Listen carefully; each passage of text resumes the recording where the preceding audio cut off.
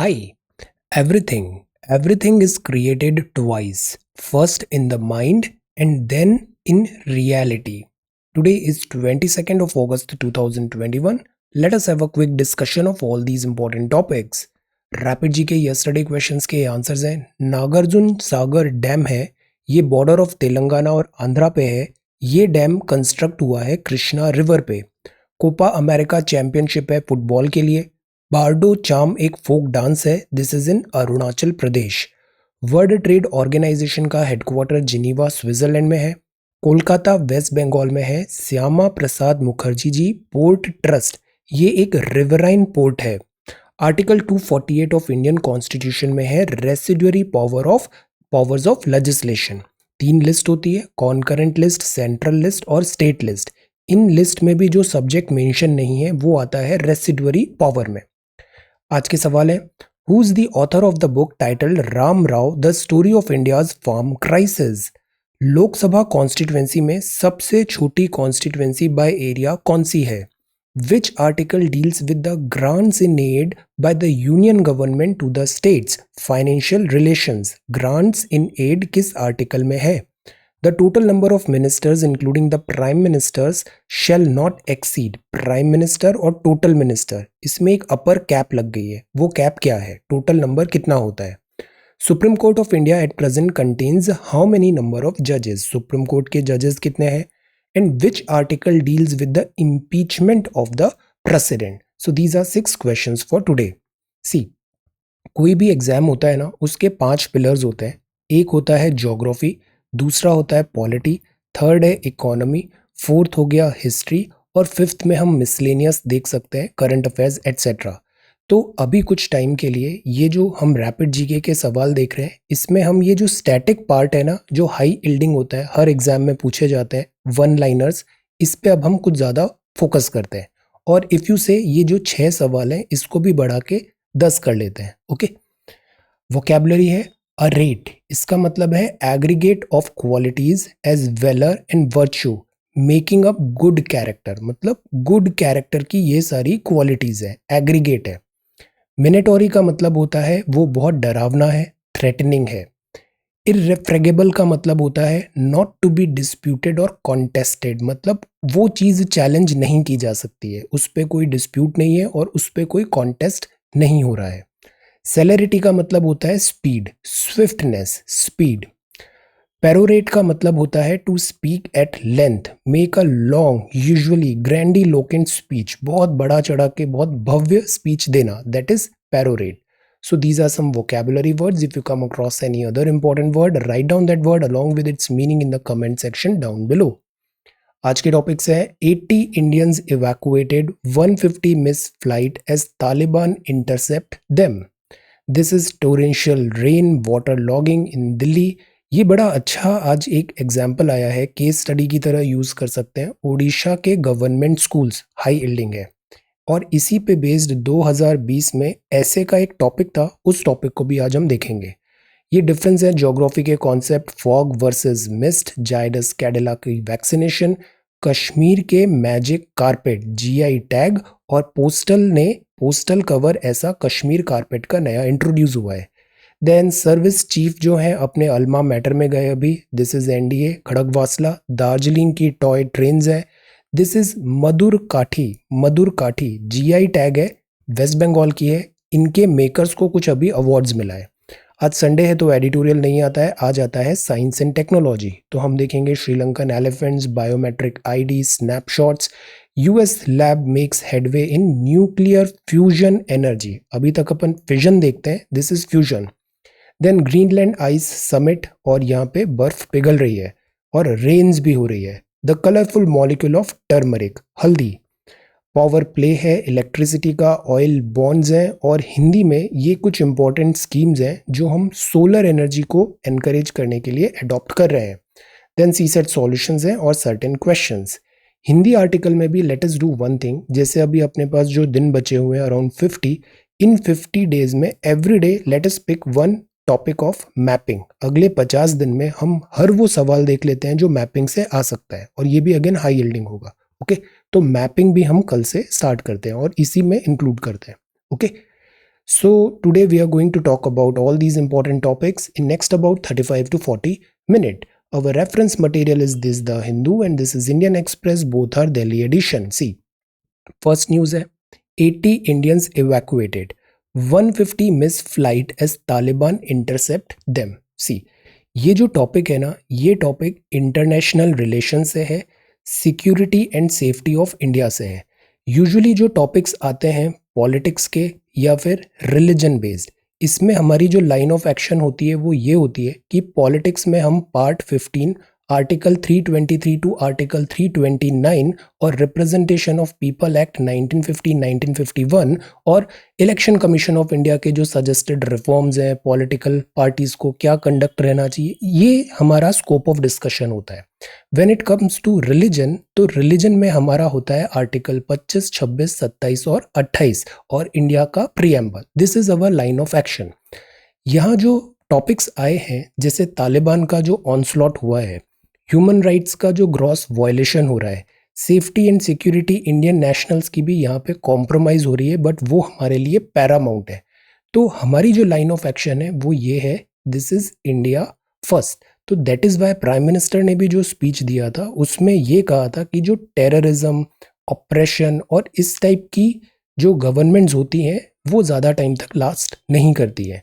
Second, यहाँ चीज़ें अभी भी बहुत ज़्यादा फ्लूइड है। तो ये जो अफगान और तालिबान का टॉपिक है ना, इसमें बहुत ज़्यादा अभी हमें ड्वेल नहीं करना चाहिए। Let us wait and watch. Official और जो फॉर्मल लाइन ऑफ एक्शन आएगी उसमें हमें रिएक्ट करना है। ओके, ह्यूमन राइट्स का बाकी जो वायलेशन है वो एनकरेज हम नहीं करते हैं।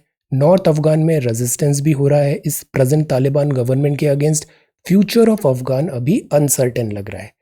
केओस आउटसाइड काबुल एयरपोर्ट है, signals the logistic challenges that evacuation flights face। तो एयरपोर्ट तो अभी यूएसए के अंडर में है, बट यहाँ इवैक्यूएशन में डिफिकल्टी आ रही है। इंटरसेप्ट कर रहा है तालिबान जो एयरपोर्ट पहुंचने की कोशिश कर रहे हैं। तो this is what is happening in Afghanistan.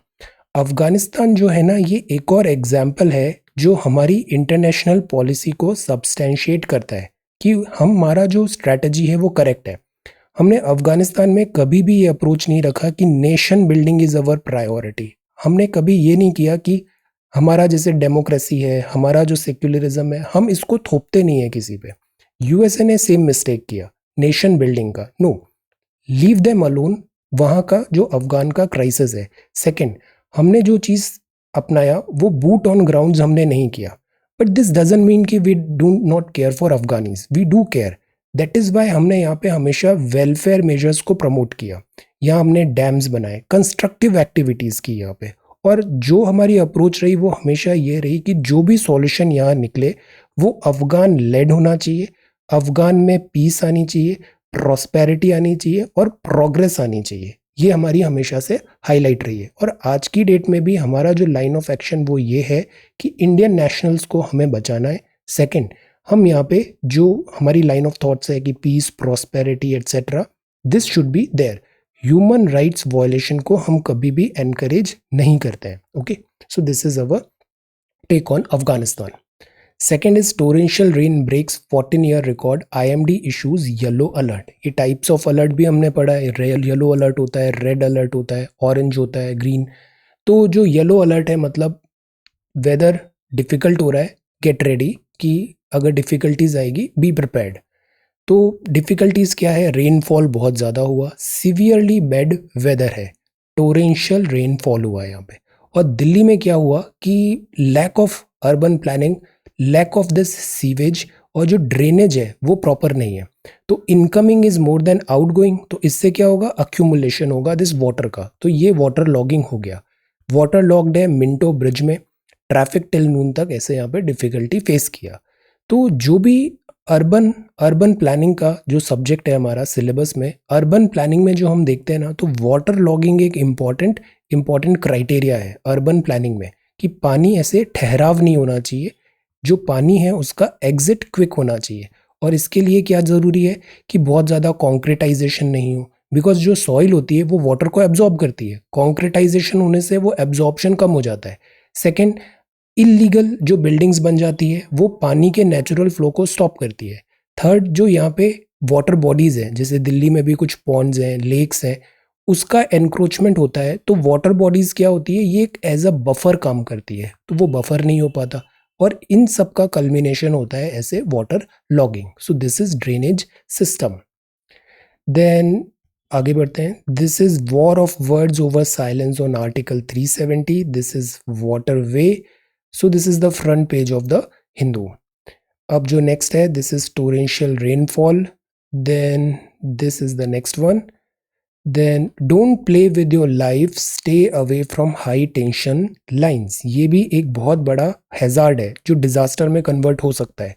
ये जो हाई टेंशन लाइन होती है, कुछ ही दिन पहले हमने पढ़ा पतंग चलाते हैं, पतंग का जो मांझा होता है उसमें अगर कुछ स्टील का एलिमेंट मिक्स है तो वो बन जाएगा कंडक्टर ऑफ इलेक्ट्रिसिटी. मांझा इससे टकराएगा और इलेक्ट्रिसिटी आएगी और इलेक्ट्रोक्यूशन हो जाएगा. So be very very careful, stay away from high tension lines. Kerala scales down Onam celebration. Why? Because of this COVID-19. आज रक्षाबंधन भी है. This is actor Chitra passes away in Chennai. Then this is harassment charges against IPS officer false थे. नवीन launches, ये उड़ीसा के chief minister है, new look government schools. ये बड़ा important topic है. सी, हमने कुछ ही दिन पहले ये सवाल तैयार किया कि गवर्नमेंट स्कूल्स जो है इनकी यूटिलिटी क्या है और ये पिछड़ क्यों जाते हैं प्राइवेट स्कूल से, ये इतना ज़्यादा पॉपुलर क्यों नहीं हो पाते हैं, स्टूडेंट्स की फर्स्ट चॉइस क्यों नहीं होती है. बिकॉज गवर्नमेंट स्कूल्स की capacity is huge. Government schools highly subsidised भी होते हैं, यहाँ पे ज़्यादा फीस भी नहीं लगती.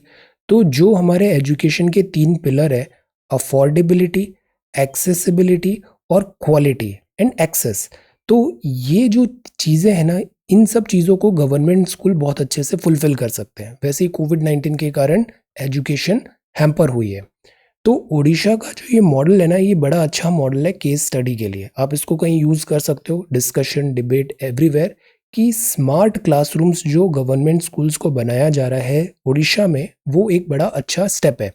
स्मार्ट क्लासरूम्स है मतलब यहाँ पे डिजिटल फैसिलिटीज़ वगैरह होंगी, ई लाइब्रेरी होगी, लेबोरेटरीज भी है, advanced labs. They do not have any smart classrooms but also have e-library, advanced science laboratory, clean drinking water facility, toilets और sports. जब भी आप, जैसे आपके आंसर्स भी मैं देख रहा था गवर्नमेंट स्कूल को कैसे ठीक करें, ये जो कीवर्ड्स है ना, ये वहाँ दिखने चाहिए कि आप लाइब्रेरी रहो, ई लाइब्रेरी करो, लेबोरेटरी बहुत ज़रूरी होती है बिकॉज यहाँ से क्या करते हैं, एक्सपेरिमेंट्स करते हैं, एक्सपेरिमेंट्स के थ्रू लर्निंग होती है. क्लीन ड्रिंकिंग वाटर भी होना चाहिए, टॉयलेट्स फैसिलिटी होना चाहिए और स्पोर्ट्स भी होना चाहिए. तो ये कुछ पिलर्स हैं जो ज़रूरी है. तो ये जो वर्क इन्होंने अचीव किया वो कैसे किया, 5T, ये कीवर्ड भी आप नोट डाउन करो. 5T क्या है, team work, technology, transparency, transformation, time limit. अब ये टेम्पलेट आपका रेडी है ना, आपको याद है, कहीं भी अगर टाइम कंस्ट्रेंट भी हो रहा है, आपको क्विकली कुछ सॉल्यूशन देना था, let us follow the 5T. अब ये इतना यूनिवर्सल है ना, इसका हर जगह एप्लीकेशन है. 5T's क्या होगा, technology, transparency, transformation, time limit और टीम वर्क. हर जगह आप ऐसे तुरंत क्विक बना के लिख सकते हो. It will make a very good impression. Then in planning and execution of the programme, ये कीवर्ड भी इंपॉर्टेंट है.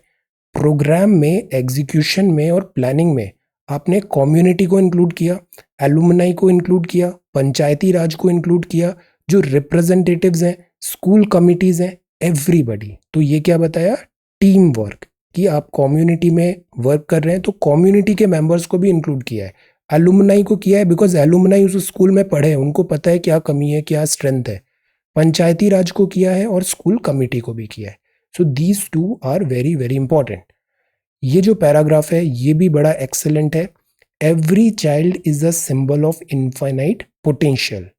They have many dreams for their future and the school transformation has created opportunity for accomplishment of their dreams. Note down this line. This is wonderful. So the point is, जो child है ना, इसका future open है अभी. Child का immense potential है. She could become anybody. The point is right direction हो, right encouragement हो और right उनको facilities provide करें. और इसके लिए उड़ीसा का ये model is really good. Okay, best use of technology है. 2020 में ऐसे आया था. ऐसे जो आता है ना, उसमें क्या होता है कि जैसे 4 टॉपिक ए सेक्शन में दे दिए, कुछ टॉपिक्स बी सेक्शन में दे दिए। आपको दोनों सेक्शन में इस 4-5 टॉपिक्स में से एक ऐसे लिखना है, इस 4-5 टॉपिक में से एक ऐसे लिखना है। तो इन टोटल आपको 2 ऐसे लिखने होते हैं, 1 ऐसे फ्रॉम सेक्शन ए, 1 ऐसे फ्रॉम सेक्शन बी। इसमें इंटरनल चॉइसेस है, आउट ऑफ 4 1, इसमें भी चॉइसेस है, आउट ऑफ 4 और 5 1। तो ये जो ऐसे था ये 2020 का है। There can be no social justice without economic prosperity. Social justice, economic prosperity, but economic prosperity without social justice is meaningless. बड़ा अच्छा सवाल है ये। Try to write a short essay. No social justice without economic prosperity मतलब economic prosperity नहीं होगी, लोगों को पैसे नहीं है हाथ में, इनकम नहीं है, तो जब तक इकोनॉमिक प्रॉस्पेरिटी नहीं आएगी आप सोशल जस्टिस भी नहीं ला पाओगे। पर economic prosperity without social justice is meaningless. तो ये नहीं, जैसे इंडिया में rich getting richer, economic prosperity है बट सोशल जस्टिस भी नहीं है। द पॉइंट इज इन दोनों को हैंड इन हैंड चलना चाहिए, social justice and economic prosperity. Now try to elaborate, think. ऐसे का भी कोई सेट पैटर्न होता नहीं है। जैसे आप आंसर्स लिखते हो ना, आई सी योर आंसर्स, इसमें ना बहुत ज़्यादा ऑल्टर करने की ज़रूरत नहीं है। अगर जब तक कोई बहुत बड़ा फंडामेंटल फ्लॉ नहीं कर रहा है ना स्टूडेंट, तो अननेसेसरी उसमें बहुत alteration is not required. Because हर एक का एक यूनिक थॉट प्रोसेस होता है, एक यूनिक स्टाइल होता है, और ये जो यूनिकनेस है ना इसी के नंबर मिलते हैं। अदरवाइज सब रोबोट टाइप लिखते हैं ना, तो एग्जामिनर भी समझ जाता है कि ये वेल ट्रेंड है, नेचुरल टैलेंट नहीं है। So the point is you have to be yourself, और जो सवाल पूछा गया है उसके आसपास लिखना है, उस सवाल को एड्रेस करना है। और आसपास लिखना है मतलब गो थ्रू सिलेबस। सिलेबस में क्या लिखा हुआ है, GS1, GS2, GS3, GS4, ये जो थॉट्स है ना ये हमारी लाइन ऑफ एक्शन है, जो सिलेबस के कीवर्ड्स हैं। तो उसके आसपास सोचिए and try to answer this question. Okay, some of you are doing so well. पीछे मुड़ के मत देखिए, आप एकदम करेक्ट पाथ में है, जस्ट कीप रनिंग, आपको बहुत अच्छी सक्सेस मिलेगी। एंड हमें ये नहीं देखना चाहिए कि जैसे कुछ लोग नहीं पढ़ रहे हैं तो हम भी अपने गार्ड्स ड्रॉप कर दें। नो, वैसे भी इस एग्जाम का सक्सेस रेट बहुत कम है, हार्डली 1% लोग are going to get success. और इकोसिस्टम इसका ऐसा है कि इसमें सिंसियर कैंडिडेट्स भी कम ही होते हैं। Okay, so the point is if you are a sincere candidate, आपका बहुत अच्छा चांस है एग्जाम क्वालिफाई करने का। Don't compare, just do your work, run your own race, you are on right track, keep putting efforts, इस momentum को break मत करिए।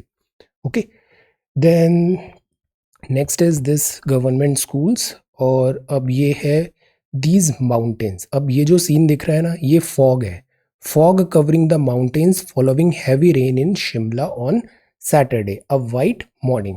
ये जो दो टर्म्स होते हैं फॉग और मिस्ट, इन दोनों में अक्सर कंफ्यूजन होता है। फॉग मतलब क्या होता है, फॉग मतलब पानी एवेपोरेट हुआ, ऊपर जाके ऐसे क्लाउड टाइप वो फॉर्मेशन हो गया, तो उसको फॉग बोलते हैं। Fog is a thick cloud like mass or layer of tiny water droplets near the surface of the earth reducing visibility। ये जो मैंने अभी पहले बोला दिस इज क्लाउड, ये फॉग है। तो क्लाउड ही जब जमीन पे आ जाता है तो उसको फॉग बोलते हैं। ओके, क्लाउड जब जमीन पे आ जाता है near the surface of the earth तो उसको बोलते हैं फॉग। जैसे विंटर्स होती है दिल्ली तरफ, नॉर्थ इंडिया में रेलवेज ऑपरेशन हैम्पर होते हैं, by because of this fog. Hindi में क्या बोलते हैं, कोहरा छाया हुआ है। इससे विजिबिलिटी कम हो जाती है, लेस देन 1 किलोमीटर, डेंस होता है, डज नॉट डिसिपेट क्विकली, तो ये फॉग है। मिस्ट क्या होता है, mist cloud of tiny water droplets होता है, suspended in the atmosphere limiting the visibility. Usually 1 kilometre से अबव होती है मिस्ट, बहुत दूर तक रहता है, अबव 1 किलोमीटर, लेस डेंस होता है और डिसिपेट मोर क्विकली। मिस्ट का एक बड़ा अच्छा एग्जाम्पल है, जैसे ठंड में हम बाहर जाते हैं, गर्म हवा हम बाहर निकालते हैं ऐसे मुंह से, तो वो जो बन रहा है ना that is a kind of mist, तो ये मिस्ट है। फॉग इज लाइक क्लाउड है, डेंस है और ये जमीन पे आ गया है, तो दैट इज फॉग। तो ये फॉग है और ये मिस्ट है। अब अपन ने क्लाउड की बात किया, क्लाउड भी क्या है, वाटर ड्रॉपलेट से ऐसे ऊपर हाइट में एवोपरेशन से गए और क्लाउड फॉर्मेशन हुआ। तो जो टाइप्स ऑफ क्लाउड है ना इसको हम इनकी हाइट के हिसाब से डिफ्रेंशिएट कर सकते हैं, हम इसको क्लासिफाई कर सकते हैं। Low level cloud, mid level cloud, high level cloud. तो लो लेवल क्लाउड में क्यूमुलस, स्ट्रैटोक्यूमुलस, स्ट्रेटस, निम्बो, क्यूमुलोनिम्बस। मिड का मतलब ही होता है ऑल्टो, ऑल्टो मतलब मिड होता है, तो alto cumulus, alto stratus etcetera. फिर ये हाई लेवल है, this is cirrus, cirro stratus and cirro cumulus. Cirrus मतलब फेदर लाइक होता है ये ऐसे। तो ये टाइप्स ऑफ क्लाउड है। अब इनके शब्दों पे भी देखो, वर्ड रूट्स पढ़ते हैं ना, वर्ड रूट्स, तो जहां भी जैसे स्ट्रेटस है, स्ट्रेटस मतलब ऐसे लेयर्स बनी हुई, strata, this is a layer, layer type cloud है। जहां भी ऑल्टो लिखा है, ऑल्टो हमेशा मिडिल होगा, मिडिल लेवल क्लाउड है ऑल्टो क्लाउड। जहां भी सीरस लिखा हुआ है मतलब दिस इज फेदरी। जहां भी निम्बो वर्ड आता है इसका मतलब वो पानी वाला क्लाउड है, nimbo, this is cumulo nimbus. Okay, so these are different types of clouds. और ये है फॉग, फॉग मतलब ये सरफेस पे आ गया है, जमीन पे आ गया है। मिस्ट मतलब this is little less denser, और इसमें विजिबिलिटी भी बहुत ज्यादा दूर तक नहीं होती है, visibility above 1 kilometre, usually has a visibility above 1 kilometre, less dense होता है। तो this is fog, this is mist and types of cloud. अब आगे बढ़ते हैं। सो दिस इज नेक्स्ट वन, और यहाँ है Darjeeling toy train service from अगस्त 25। दार्जिलिंग में ये टॉय ट्रेन अभी स्टार्ट होगी। एक मूवी आई थी ना बर्फी, उसमें टॉय ट्रेन दिखाया है Darjeeling. Zydus Cadila hoping to supply vaccine by end of सितंबर।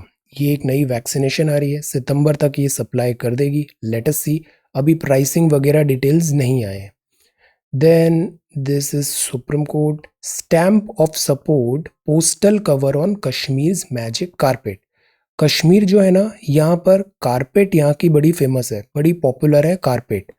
तो यहाँ की कारपेट में अगर जैसे जीआई टैग मिल रहा है, अगर पोस्टल स्टैम्प वगैरह में एक यूनिकनेस आ रही है जिससे वो यूनिकली आइडेंटिफाई हो जाए कि अच्छा ये कारपेट कश्मीर की है, तो इससे कश्मीर का जो हैंडीक्राफ्ट है उसको बेनिफिट मिलेगा, एम्प्लॉयमेंट मिलेगा, बेटर प्राइस डिस्कवरी होगी। तो उसी को ध्यान में रखते हुए ये पोस्टल कवर आया है कश्मीर कारपेट का। ये जो मूव है comes as a shot in the arm, मतलब हेल्प होगा, उनको हेल्प मिल रहा है। शॉट इन द आर्म मतलब रियलिटी नजर आ रही है कि ये हो जाएगा, हेल्प हो गया है Jammu and Kashmir handicrafts and handloom department के एफर्ट्स का to push GI certification. Because यहाँ पे अभी ट्रेड भी कम हो रहा है और इसकी ग्लोरी को रीस्टोर करना है कारपेट मैन्युफैक्चरिंग की। सो द पॉइंट इज, जितने भी हमारे इंडिया के डिफरेंट पार्ट्स में क्राफ्ट्स एंड आर्टिसंस होते हैं, आगे अभी बिहार का भी देखेंगे, वेस्ट बंगाल का, तो इन आर्टिसंस को अगर प्रॉपर मार्केटिंग हो, प्रॉपर ब्रांडिंग हो, जैसे ई कॉमर्स के थ्रू हम दे रहे हैं, एक्सेस हो, सप्लाई हो, पैसे इनको तुरंत बराबर मिल जाए, तो ये जो आर्टिसंस हैं इनका भी लाइवलीहुड में हम बहुत अच्छा हेल्प कर सकते हैं। This is what government is trying to do. Inclusion of Kashmir hand knotted carpet postal cover पे होगा, लोगों को जागरूकता आएगी, एजुकेट करेंगे, जीआई टैगिंग का वाइड ऑडियंस मिलेगा, तो इससे ट्रस्ट भी रिस्टोरेशन होगा, कंज्यूमर का कॉन्फिडेंस होगा, बिजनेस में हेल्प होगा। तो कश्मीर का ये जो कारपेट इंडस्ट्री है ये भी इंपॉर्टेंट है और इसको यहाँ ऐसे सपोर्ट करना है, magic carpet. Then this is service chiefs visit alma mater together. See, NDA जाते हैं, एनडीए में सभी एक साथ रहते हैं, this army, this is navy and this is air force. तो आज की डेट में जो हमारे चीफ है ना, आर्मी के चीफ, नेवी के चीफ और एयरफोर्स के चीफ, ये सब बैचमेट है अल्मा मैटर। बैचमेट मतलब इन्होंने साथ ही में किया है 56th course of NDA. Tri service training academy में all 3 service chiefs are course mates थे 56th कोर्स ऑफ एनडीए का, which is rare and unique. इससे पहले एक बार 1991 में भी ऐसा मौका आया था जिसमें सब कोर्स मेट थे, तो ये भी एक अच्छा है।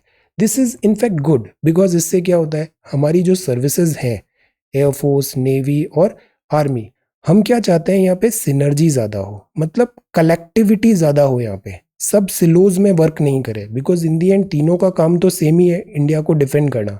सो इंटीग्रिटी पे बहुत ज़्यादा फोकस चल रहा है और दिस इज गुड। ये बैचमेट्स हैं, कोर्समेट्स हैं।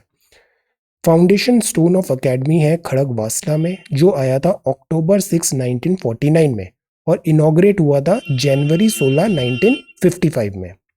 आपने यहाँ पे फिर हर्ट ऑफ रिमेम्बरेंस में होमेज भी पे किया। हर्ट ऑफ रिमेम्बरेंस क्या है, यहाँ उन एनडीए ऑफिसर्स को याद किया जाता है जिन्होंने सेक्रीफाइस किया अपना life in the line of duty. So this is NDA. अब जैसे हैंडीक्राफ्ट हमने पढ़ा ना, उसी से रिलेटेड ये न्यूज़ है, makers of Madur mats win accolades. See, ये इंट्रिकेट क्राफ्ट है और यहाँ पे जो प्राइज मिला है उनका नाम है गौरी रानी जना और गौरी बाला दास। ये एक्सपर्ट वीवर हैं from West Bengal, weaving. Okay, तो नेशनल हैंडीक्राफ्ट अवार्ड अवार्ड मिला है इन्हें for this weaving intricate craft. अब ये क्या होता है Madur Kathi? Madur Kathi was awarded geographical indication tag by geographical indication registry in April 2018। तो मतलब इनको जीआई टैग मिल चुका है। नाम क्या है? मधुर काठी। कहाँ से है? वेस्ट बंगाल से।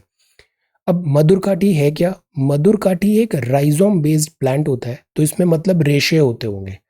Found abundantly in the alluvial tract of Purba and Paschim Midnapore. तो इसमें रेशे होते हैं मधुर काटी में, और ये ऐसे फ्लोर की दरी वगैरह बनाते हैं, फ्लोर मैट्स वगैरह इससे रेशे से बनाते हैं। तो this is an intricate craft और इन्हीं को रिकॉग्नाइज किया है और नेशनल हैंडीक्राफ्ट अवार्ड मिला है। तो मधुर काठी नाम याद रखना है। Madur mats win these awards. Okay, तो दिस इज मधुर काटी। और ये है तालिबान। अब ये भी स्टार्टअप्स की तरह काम कर रहे हैं। Taliban co-founder in Kabul for talks to form government. अभी इधर भी बहुत इंटरनल फाइटिंग होने वाली है। Attacks cast doubts on China spark project. ये जो सीपैक है इसका सक्सेस होने के चांसेस बहुत कम है। This CPEC. Anti Taliban forces take 3 districts. ऊपर पंजशीर जो एरिया है नॉर्दर्न अफगानिस्तान में, वहां पर रेजिस्टेंस स्टार्ट हो गया है तालिबान गवर्नमेंट का। Hurricane threatens US east coast.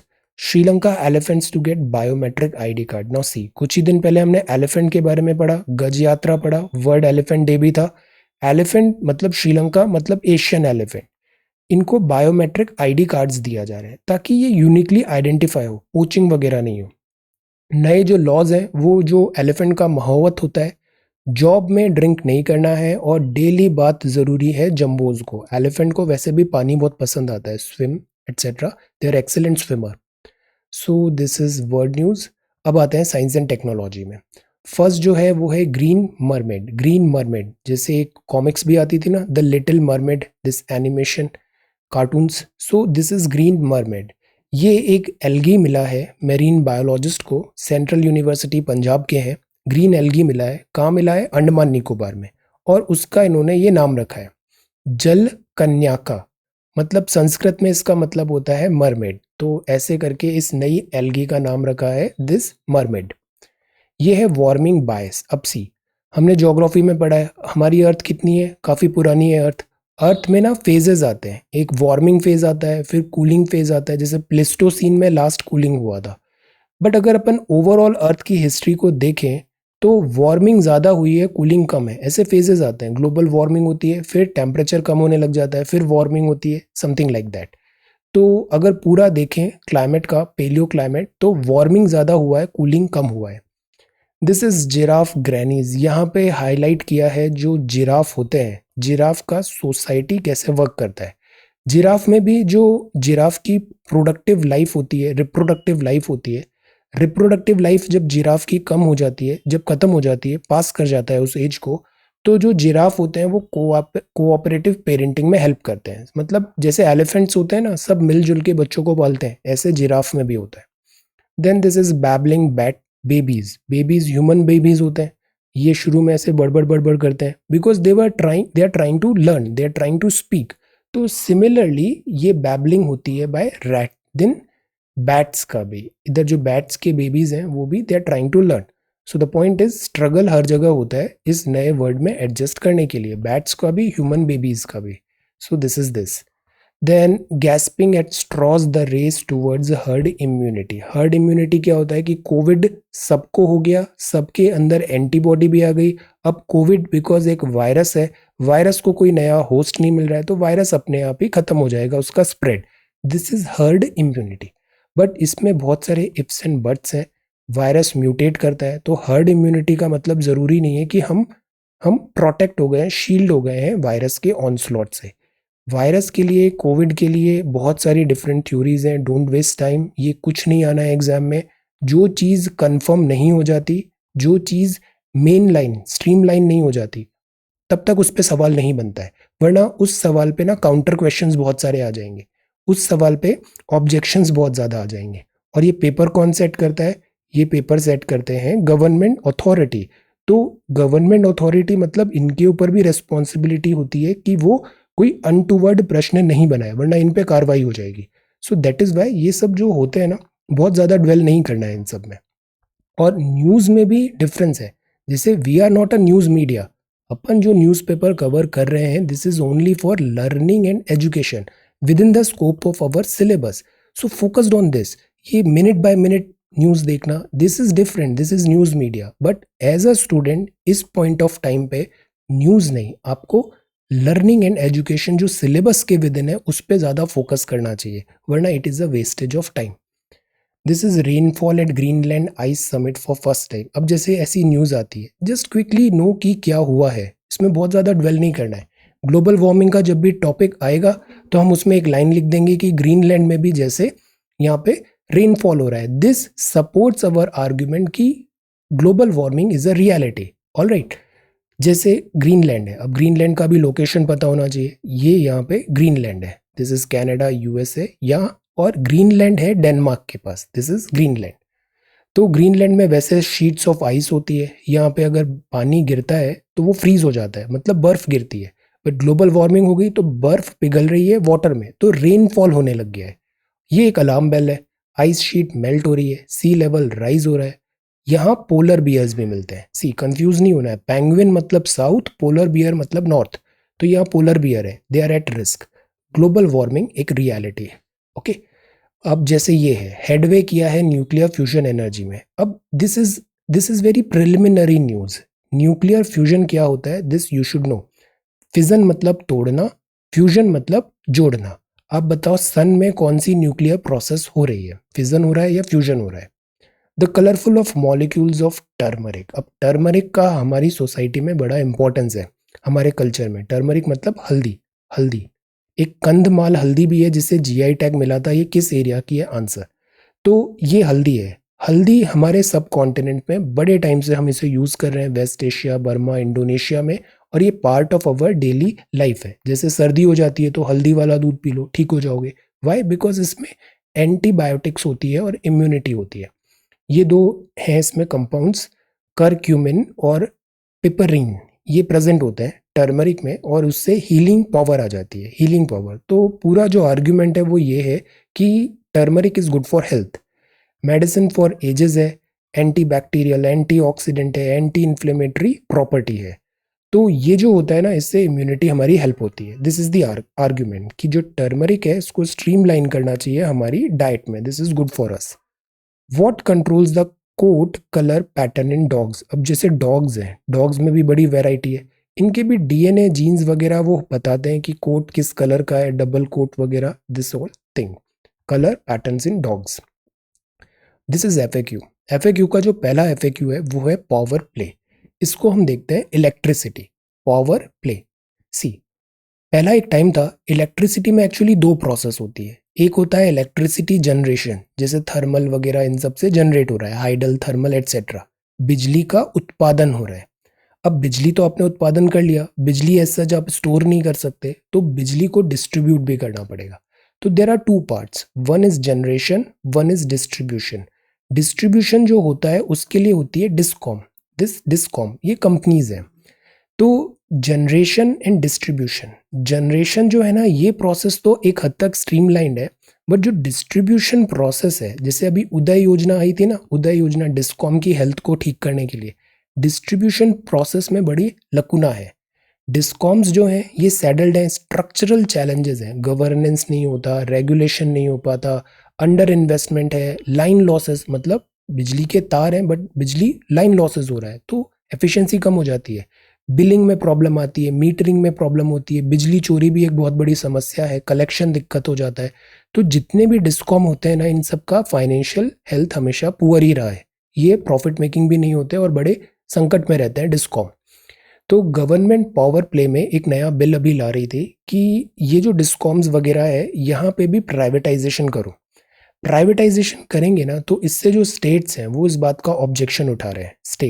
States क्यों ऑब्जेक्शन उठा रहे हैं कि अगर प्राइवेटाइजेशन होगा तो उससे क्या होगा, प्राइवेट कंपनी जो होती है वो प्रॉफिट ओरिएंटेड होती है, और जो इलेक्ट्रिसिटी है वो बड़ा बेसिक है, चुनाव का मुद्दा भी होता है कि एक जैसे रिमोट गांव है वहां पे बिजली पहुंचाना है, प्राइवेट कंपनी वहां नहीं पहुंचाएगी because this is not profit thing. But अगर सरकारी है तो सरकार के पास वेलफेयर का भी रिस्पॉन्सिबिलिटी है, तो वो बिजली वहां पे पहुंचाएगी। जैसे हम अक्सर देखते हैं ना बीएसएनएल और this Vodafone idea Jio. BSNL क्यों पिटा? बिकॉज बीएसएनएल को वेलफेयर का भी काम करना पड़ता है, वेलफेयर का काम, कि जहां फीजिबल नहीं है, जहां प्रॉफिटेबल नहीं है, वहां पे भी टॉवर लगाना पड़ेगा। तो same is with electricity. State governments ये बोल रहे हैं कि अगर प्राइवेटाइजेशन जैसे बात चल रही है उससे क्या होगा, स्टेट का से कम होगा और जो वेलफेयर एंगल है वो यहाँ पे डिफीट होगा। अब ये जो टॉपिक है ना, ये अभी ड्राफ्ट बिल आया है, ड्राफ्ट बिल आया है, लेट अस वेट, इसमें अभी काफी चेंजेस हो सकते हैं। Are oil bonds to blame for high fuel prices? कुछ ही दिन पहले हमने पढ़ा था कि जो ऑयल होता है उसमें बहुत सारे टैक्स लगते हैं। बेस प्राइस है, सेंटर का टैक्स लगता है, एक्साइज ड्यूटी, फिर डीलर अपना निकालेगा हिस्सा, फिर स्टेट लगाएगा वैल्यू एडेड टैक्स। तो इस तरीके से जो रिटेल प्राइस होती है ना वो बढ़ जाती है। जैसे 71 रुपये था 2014 में, आज की डेट में 101 रुपये हो गया है पेट्रोल का प्राइस, दिल्ली में पेट्रोल का प्राइस, जबकि बेस प्राइस केवल 41 रुपये है। और जो 60 रुपये है ना वो टैक्सेशन है, 60 रुपये टैक्सेशन है। तो गवर्नमेंट पे ये चार्ज लग रहा है कि आप इतना टैक्स क्यों ले रहे हो पेट्रोल डीजल पे, बेस प्राइस तो केवल 41 ही है, आप उस पर 60 रुपये टैक्स लगा रहे हो और 101 रुपये में बेच रहे हो, इससे इन्फ्लेशन हो रहा है।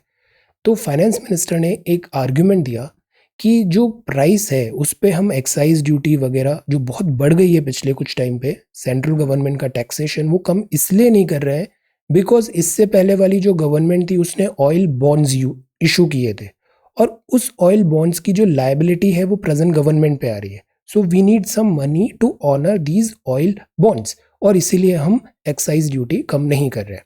अब अपन ऑयल बॉन्ड्स पे आए कि ऑयल बॉन्ड्स इशू क्यों हुए थे। ऑयल बॉन्ड्स इसलिए इशू हुए थे बिकॉज जो पहले वाला टाइम था ना 2010-11, वहाँ पे जो पेट्रोल डीजल की प्राइस थी वो रेगुलेटेड होती थी। जैसे इंटरनेशनल क्रूड ऑयल पे अभी 70-72 डॉलर पर बैरल पे गया तो प्राइस बढ़ गई। जब यूपीए गवर्नमेंट थी 2010 के आसपास, तब क्रूड ऑयल का एक टाइम पे प्राइस गया था 120-125 डॉलर तक, सी 120 डॉलर पर बैरल तक। बट पेट्रोल की प्राइस नहीं बढ़ी, पेट्रोल की प्राइस अराउंड 70-80 तक ही रही थी। बिकॉज ये जो गैप था, इन दोनों का जो गैप था, वो गवर्नमेंट ने ऑयल बॉन्ड्स इशू करके ओएमसीज को कंपनसेट कर दिया था। अब ऑयल बॉन्ड्स उस टाइम पे इशू हो गए, बट ये जो कंपनसेट किया, इसका कैपिटल, इसका प्रिंसिपल, इसका पेमेंट, ये आने वाले सालों में कंटिन्यू होगा। तो प्रेजेंट गवर्नमेंट बोल रही है कि ये जो ऑयल बॉन्ड्स इतने साल पहले इशू हुए थे, इसका पेमेंट करने के लिए अभी हमें एक्साइज ड्यूटी बढ़ाना पड़ रहा है। पर ये तो 2010-12 का साल है। इसके बाद क्या हुआ, रेगुलेट जो होती थी ऑयल प्राइसेस वो बंद हो गई, डीरेगुलेट हो गई। डीरेगुलेट हो गई मतलब ओएमसीज जो है वो इंटरनेशनल क्रूड ऑयल बढ़ेगा तो प्राइस भी बढ़ा देंगे, कम होगा तो ये प्राइस भी कम कर देंगे, ऐसे डीरेगुलेट हो गया, गवर्नमेंट रेगुलेट नहीं कर रही है। तो इसके बाद जो ऑयल बॉन्ड्स हैं वो इशू करना बंद हो गया। तो प्रेजेंट गवर्नमेंट ये बोल रही है कि पुरानी गवर्नमेंट के जो ऑयल बॉन्ड्स है ना उसका पेमेंट हमें आज तक करना पड़ रहा है, इसीलिए हम एक्साइज ड्यूटी बढ़ा कर रख रहे हैं। बट ये जो आर्ग्यूमेंट है ये इतना स्ट्रॉन्ग आर्ग्यूमेंट है नहीं, बॉन्ड्स का इतना ज़्यादा कुछ पेमेंट आ नहीं रहा है, ये केवल 1.44 लाख करोड़ का ही है। पर जो एक्साइज है सेंट्रल गवर्नमेंट का वो बहुत ज़्यादा बढ़ गया है। वैट जो होता है वो स्टेट गवर्नमेंट लगाती है, वैट, ये वैट है, वैट ज़्यादा नहीं बढ़ा, बट एक्साइज ड्यूटी सी सडन जंप है, दिस इज सडन जंप। और ये एक्साइज ड्यूटी मतलब सेंट्रल एक्साइज ड्यूटी है करोड़ में, 4 लाख करोड़ में, और ये 1.44 लाख करोड़ में। That is why this argument is weak, slippery slope. अब आगे बढ़ते हैं। This is new changes in era act help smaller airports. Again this is a new bill 2021 ये आया है कि एयरपोर्ट्स वगैरह, बिकॉज एयरलाइंस भी हमारी कुछ बहुत ज़्यादा अच्छा कर नहीं रही है, this is economic regulatory authority of India bill है, broaden the category of airports for which airport economic regulatory authority of India determine tariff वगैरह। Let us wait for some time for this topic. This is new HIV vaccination work। अभी जैसे Covid आया, Covid में mRNA vaccination काफ़ी news में थी। Usually vaccination क्या होती है कि या तो डेड और इनएक्टिवेटिव वायरस इंट्रोड्यूस करें, उसको देख के बॉडी में इम्यूनिटी आ जाएगी, फाइट करके मैच प्रैक्टिस हो जाएगी। तो जब रियल वायरस का अटैक होगा तो बॉडी उसके लिए प्रिपेयर्ड है। तो पहला जो तरीका था वो था इनएक्टिवेटेड या वीकन वायरस का। दूसरा तरीका था जैसे आपकी कोविशील्ड है कि आपने मंकी चिंपैंजी का वायरस लिया, कोई एडिनो वायरस लिया, उसमें कुछ चेंजेस करके उसको कोविड वायरस की तरह बनाया और फिर आप बॉडी में वो इंट्रोड्यूस कराए। The idea is again same कि वहाँ पे बॉडी उस वायरस के थ्रू इम्यूनिटी डेवलप करा रही है। अब ये mRNA वैक्सीनेशन एक नया आया फाइजर मॉडर्ना का, इसमें भी अब ये बात आ रही है कि mRNA ऑल्दो ये अभी फुल प्रूफ है नहीं, बहुत ज़्यादा इसमें केसेस भी आ रहे हैं इन्फ्लेमेशन ऑफ हार्ट वगैरह mRNA वैक्सीनेशन में।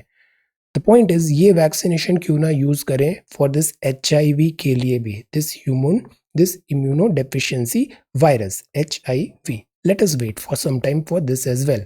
बट इसमें जो हमें देखना है वो ये है कि एड्स के लिए 1 दिसंबर आई थिंक हम एड्स डे सेलिब्रेट करते हैं। एड्स के लिए गवर्नमेंट की क्या पॉलिसीज है, क्या पॉलिसीज है। एक आया था ना 90-90-90, मैक्सिमम जो लोग इम्पैक्टेड हैं उनको ट्रीटमेंट भी मिले, आइडेंटिफाई भी हो, ताकि उनका लाइफ स्पैन भी बढ़ पाए, लोगों में जागरूकता हो। This we should know. Then this is Afghanistan, the valley of resistance. यहाँ रेजिस्टेंस आ रहा है अफगानिस्तान का। This is called Panjshir valley, the valley of resistance. The sword arm of Taliban, this is Haqqani network. Pickup हो रहा है इकोनॉमिक इंडिकेटर में कमिंग क्वार्टर्स में। गिग वर्कर्स क्या होते हैं बताइए, डिफाइन गिग वर्कर्स। काफ़ी बार हमने देखा है गिग वर्कर्स जैसे जोमेटो वगैरह, स्विगी, अमेजोन के डिलीवरी, इनको बोलते हैं gig worker. Gig worker economy is on rise, safeguards necessary है। Then this is sports. Indian Express में बात करें तो केओस वर्जन हुआ एयरपोर्ट में, 2 Indian flight board take off from Kabul. Pull out एक अभी भी चैलेंज बना हुआ है। अब देखिए ये राजघाट है महात्मा गांधी जी, और यहाँ पे भी पानी का ऐसे भराव हो रहा है। This is water at Rajghat recorded. Then Taliban are terrorist, this is refugee camp. Afghan cricket story, जैसे देखिए पिछले कुछ टाइम पे अफगान में स्पोर्ट्स बढ़ा, म्यूजिक बढ़ा, दिस डांस फॉर्म बढ़ा, नए नए इकोनॉमी के नए एवेन्यूज आए, modern form of this society बना। राशिद खान ये कहाँ का है, क्रिकेटिंग सुपरस्टार, सो टैलेंटेड, अब ये सब बैन हो गया। Then this is 5 days 4 nights in Kabul. Taliban, this Taliban is again there. Then social media में भी बहुत ज़्यादा इनके दिस इंडोक्ट्रिनेशन करने की कोशिश करते हैं, सोशल मीडिया में अपने को दिस ब्रेन वॉश करने की कोशिश करते हैं। Should be very very careful. US this halts reinstating remain in Mexico policy। Then P notes investment भी राइज हुआ है। ये in the time of the pandemic it's become a level playing field, this is the power of internet. Then this is on a wing and prayer, away from home, histories forgotten people, okay. And this is silver and sports, dribbler on the roof. तो ये तो था Indian express. अब ये जो keywords है ना, ये कीवर्ड्स इंपॉर्टेंट होते हैं। कई बार आपको समय कम है, सौर ऊर्जा योजनाएं कुछ बतानी है, आप ये कीवर्ड्स लिख दोगे ना तो भी आपका काफ़ी अच्छे नंबर मिल जाएंगे। जैसे कि ये क्या है, ultra mega renewable energy power park. Ultra mega renewable energy solar parks बन रहे हैं। मौजूदा सौर पार्क योजना के तहत ये पार्क बनाने की योजना है, विकसित करने की, सोलर एनर्जी। राष्ट्रीय पवन सौर हाइब्रिड नीति है, ये पॉलिसीज हैं कि हमने जैसे अभी इंटेंडेड नेशनली डिटरमाइंड कॉन्ट्रीब्यूशंस पढ़े ना, इसमें हमने बोला हम रिन्यूएबल एनर्जी का परसेंटेज बढ़ाएंगे, बट कैसे बढ़ाएंगे, इनके थ्रू बढ़ाएंगे, दिस इज सोलर एनर्जी। तो ये एक पवन सौर हाइब्रिड नीति है। इसमें क्या होगा, पवन मतलब विंड, सौर संसाधनों के जो बुनियादी ढांचे हैं उसको बढ़ाएंगे, ग्रिड कनेक्टिविटी करेंगे एट्सेट्रा। ये अजय है अटल ज्योति योजना। ग्रिड पावर, जनगणना के अनुसार 50% से कम घरों में सौर स्ट्रीट लाइटिंग होगी, solar street lighting, street lights solar होंगी, ये सब चीज़ करेंगे। ISA हमने पढ़ा ही है, ISA के हम फाउंडर हैं। 30 नवंबर 2015 को पेरिस में Indian prime minister and France के राष्ट्रपति ने COP21 में ISA का यहाँ पे पहल किया था। अभी इसमें 121 से ज़्यादा स्टेट्स हैं। ये पहले रिस्ट्रिक्शन था कि कैप्रिकॉन और कैंसर के बीच वाली कंट्रीज होगी, ये रिस्ट्रिक्शंस अब हट गए। अब कोई भी ज्वाइन कर सकता है दिस इंटरनेशनल सोलर अलायंस। ये one sun one word one grid है, ये कीवर्ड भी इंपॉर्टेंट है कि ग्रिड में ना कनेक्टिविटी हो रिन्यूएबल एनर्जी का कन्वेंशनल एनर्जी के सोर्सेज के साथ। फिर ये नेशनल सौर मिशन है, जलवायु परिवर्तन के लिए इंपॉर्टेंट है। ये सूर्य मित्र कौशल विकास योजना है, कार्यक्रम है। तो ये जो कीवर्ड्स देखे ना आपने, ये कीवर्ड्स भी note it down and remember these keywords. और जब भी हम सोलर एनर्जी कुछ बात करते हैं ना, ये 4-5 कीवर्ड आप लिख दो, you will fetch very good marks. सौर ऊर्जा योजना या ऑड वन आउट देखना था, तो देखिए टूथ जो है ना, this is a part outside the body, inside the body, है ना। बाकी जो चिन है, ये चिन बाहर है, नोज बाहर है, ईयर बाहर है, आई बाहर है, but tooth is inside the body, तो ये ऑड वन आउट हो सकता है। दूसरा ऑड वन आउट ये भी इसमें लग रहा था कि टूथ चिन में, बाकी सारे वर्ड में 2 वॉवल्स हैं, यहाँ पर दिस चिन में केवल एक ही वॉवल है, तो chin could be also this odd one out. Choose the number pair group which is different from other, तो हर जो सेकेंड नंबर है, जैसे 7 into 3 21 plus 1, 12 into 3 36 plus 1, 8 15 into 3 45 plus 1, but यहाँ 33 है, तो this is wrong. Odd one out करना था। अब इनके मीनिंग पता होना चाहिए। क्रूसेड, कैंपेन, एक्सपीडिशन होता है मतलब आप जर्नी कर रहे हो पर एक पर्पज के लिए, कोई एक लक्ष्य है आपका कि आप इस क्रूसेड पे हो, आप कैंपेन कर रहे हो जीतने के लिए, एक्सपीडिशन कर रहे हो आप नई लैंड ढूंढने के लिए। बट जो क्रूज होता है, दिस इज फॉर प्लेजर, तो this is odd one out. अब आज के सवाल है, what will come in place of question mark in the following number series, बताइए इसमें भी यहाँ कौन सा सीरीज आएगा। इस सारे सीरीज में ना एक पैटर्न आ रहा है, कुछ एडिशन, सब्सट्रैक्शन, मल्टीप्लिकेशन, ऐसे सोचिए यहाँ क्या आएगा answer. Find out the wrong term, again ये एक नंबर है सीरीज में, इसमें से रॉन्ग क्या है, 2, 5, 10, 50, 500, 5000। Find the wrong number in the following series, इसमें बताइए क्या सीरीज है। इनसे डरना नहीं है, ये कुछ बहुत ज़्यादा वैरायटी नहीं होती है इनमें, थोड़ा सा प्रैक्टिस करेंगे ना तो तुरंत समझ में आ जाएगा कि ये मल्टीप्लिकेशन है, एडिशन है, कुछ कुछ यहाँ पे चेंजेस आ रहे हैं। इट्स ईजी, जैसे यहाँ पे देखिए नंबर डिक्रीज हो रहा है, डिक्रीज किस किस नंबर से हो रहा है, focus, you will get the answer. So this is C set, और ये हिंदी हमने देखा, the slippery slope, power play, rainfall, science and technology, NDA, fog versus mist, prepare this question, social justice without economic prosperity without social justice. Okay, so this is 22nd of August 2021. Thank you so much for watching this video. Take care, study well, and be safe.